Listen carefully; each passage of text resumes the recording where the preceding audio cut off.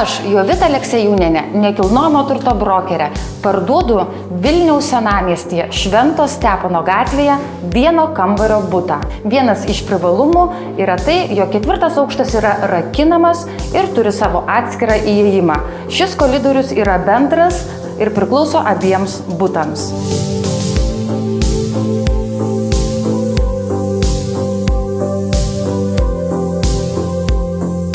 Erdvus balkonas, iš kurio galėsite mėgautis jaukia senamiesčio aplinka. Butas yra 40 kvadratų, pilnai įrengtas, todėl jokių papildomų investicijų. Ateini ir gyveni.